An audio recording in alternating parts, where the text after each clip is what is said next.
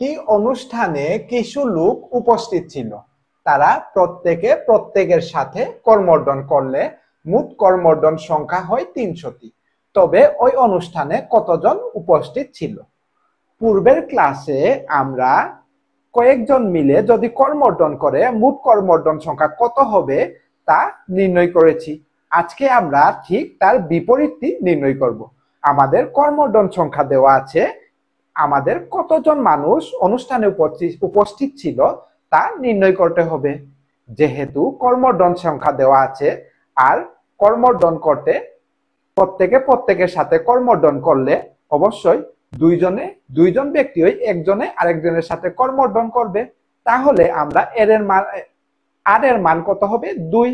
কিন্তু আমাদের n এর মান দেওয়া নেই, আমাদের n এর মান নির্ণয় করতে হবে।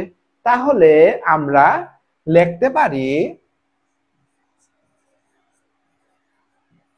প্রশ্ন মতে n এর মান নির্ণয় করতে হবে, তাই nc আর এর মান হচ্ছে 2, কারণ দুইজন ব্যক্তি একজন আরেকজনের সাথে করমর্দন করবে।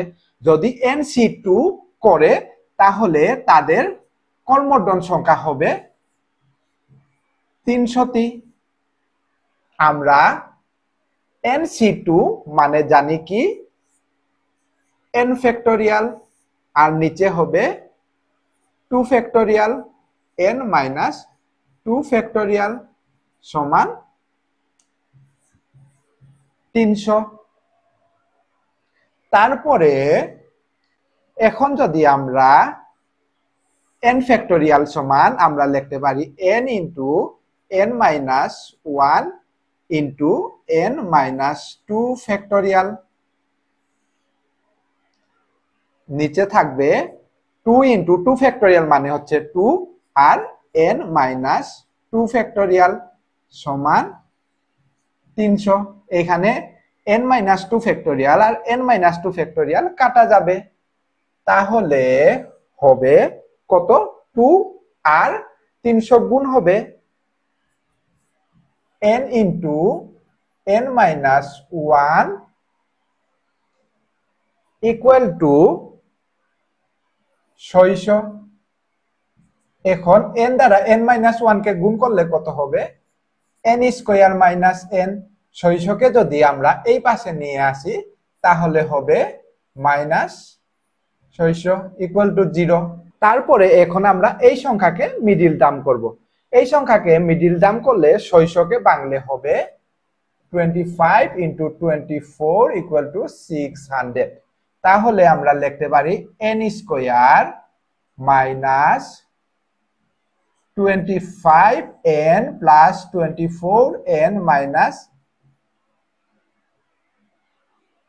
৬০০ 0। তাহলে এখান থেকে n কমন নিলে হবে n মাইনাস 25 যোগ 24 কমন নিলে হবে n মাইনাস 25 সমান 0। তাহলে এখান থেকে আমরা পাই কত? n সমান n plus 24 into n minus 25 সমান 0। তাহলে n ইকুয়াল টু মাইনাস 24, 24 অথবা n ইকুয়াল টু 25। যেহেতু লোক সংখ্যা কখনো ঋণাত্মক হতে পারে না, তাই n ইকুয়াল টু মাইনাস 24 গ্রহণযোগ্য নয়। তাহলে ওই অনুষ্ঠানে মোট উপস্থিত সংখ্যা হচ্ছে 25 জন।